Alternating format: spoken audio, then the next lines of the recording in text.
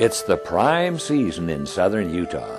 Temperatures are still reasonable, and the place isn't overrun with tour buses and motorhomes yet.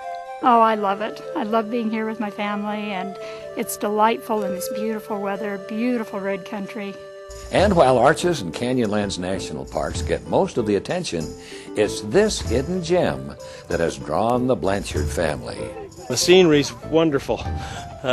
There's Corona Arch, and up to our right is Bowtie Arch, and down below we saw Pinto Arch. And we're not even in Arches, just outside of Moab ways.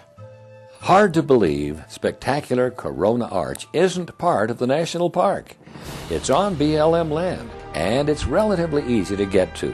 The trailhead is down Utah Scenic Byway 279, the Potash Road, 10 miles from the turnoff of US 191 just north of Moab. The trail crosses the Potash Railroad and climbs gradually through the slick rock past Pinto Arch. It gains less than 500 feet in total elevation. It's an easy enough hike that Crystal and Ryan Whittier of Logan have lugged 11-month-old Cassia. This is a great hike. It's one of our favorites. It's about the 7th time I've done it. It's great because it's a great arch, and it doesn't have the people that everything else does. Today There's a lot of families.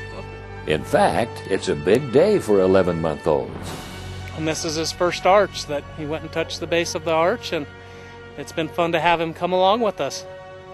He's a little hungry right now, but he's still a good trooper. I carried the baby on the way up to burn some extra calories, and not terribly challenging. Gotta have some good shoes though. Wouldn't recommend tennis shoes. Probably best to have good hiking boots.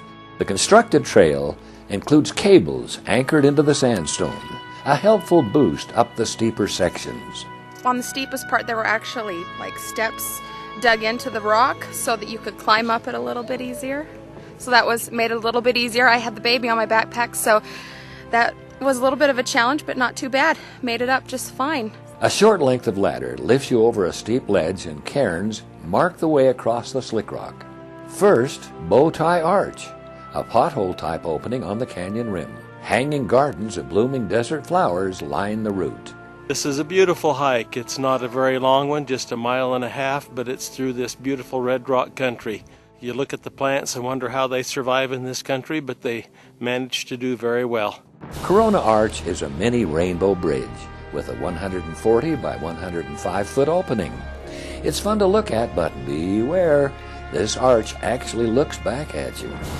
There's lots of pretty stuff, the rocks and stuff. What do you think of these arches? They're really cool.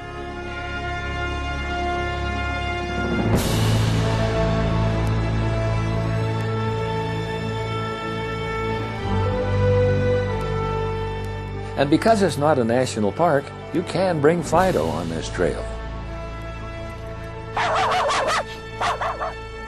Just remember to bring along some water for the dogs and yourself. The trail is always exposed, and on hot days can be intense. Generally, these BLM features aren't nearly as crowded as the park attractions can be. For At Your Leisure, I'm Bob Welty.